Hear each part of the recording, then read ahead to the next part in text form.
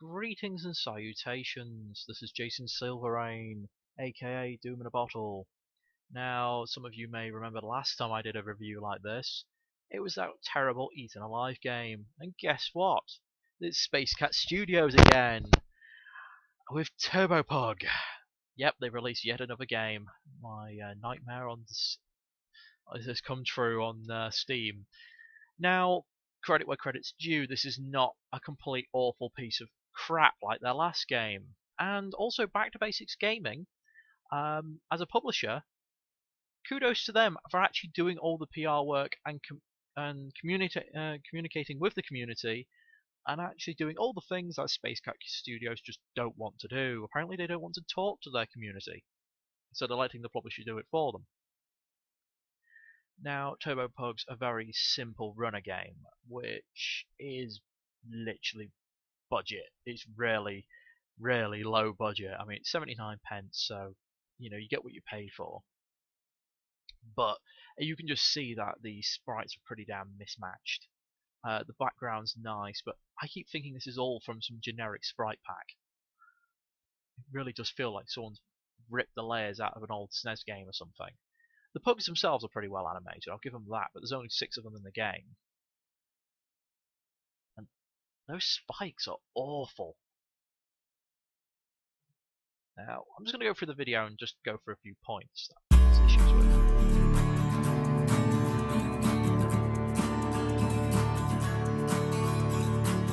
It's time to unleash your inner pug. Run, jump, and float your way through an infinite number of randomly generated levels. Now, from what I've heard, these are not procedurally generated like the video and Space Cat claim, basically. A couple of people have actually been stating that it does seem like you get the same loot over and over again, and it's more of a case of they've made tons and tons of levels, or a very simple code that just randomly picks what sort of layout to use. I can't confirm that one at this time, but it's one to watch out for. Unlock new costumes for your pug. Yeah, those are the only 5 costumes you get, and the only things you can really spend your pug points on. And once you've collected them, there's no point using any of the earlier ones because the other ones get jump bonuses. Apparently they stay in the air just that little bit longer than the earlier versions. So, prepare to be rainbow farting pug all the time. And new characters to play as.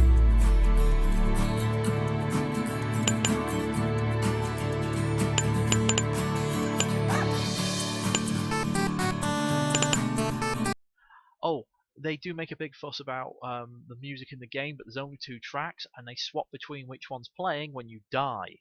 There's a dreaded source with a terrible hit detection. Watch out for changes in the weather. Pugs and thunder do not mix. Now, they claim this is supposed to be, something you can avoid. However, if it's raining, you're just now a sacrifice to the random number god, because if you get struck by lightning, you're utterly screwed. There's nothing you can do to dodge it.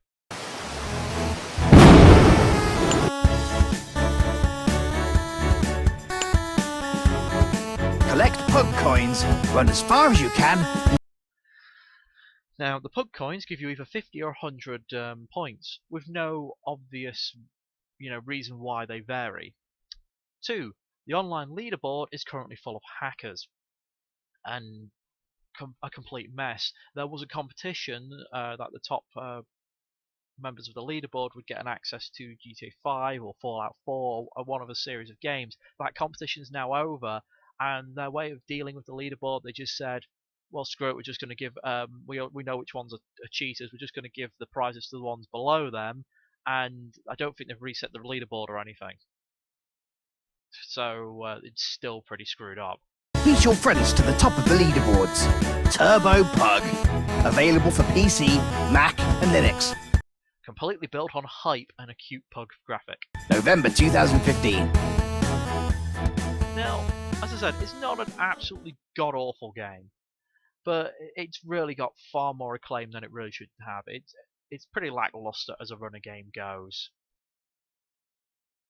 And you pretty much have one control, and that's spacebar to jump. There's also no real how to say this. There's no controller support at the moment, or if there is, it's certainly not working for the Xbox controllers. You can see here they're planning on ditching it already and making a Turbo Pug 2. So I guess this was just an experiment and a little money grab. At least you can now play it on both versions of Windows. Apparently that wasn't working either before. You can see people are like, wait, there's going to be more?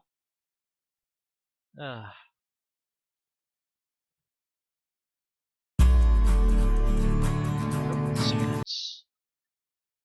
But yes, I do think Space Cat Studios is going to be one of these developers that's just going to keep churning out very cheap crap games. Now, again, it's like, as I said, it's not terrible, but just look at other runner games first. Don't get this unless it's on a Steam sale for something absurdly cheap. Even 79 pence isn't worth it, because you can get much better ones for free on Newgrounds. Steam's full of really pretty high class runner games, which will be about this price when they're on sale, and they're on sale a lot. And it's got all the depth of a shallow puddle. That said, it will pretty much run on anything. But yeah. I can't really take most of the positive reviews seriously. Some of them are half decent, but a lot of them are just these useless joke ones. I mean, come on guys, give a bit of constructive feedback.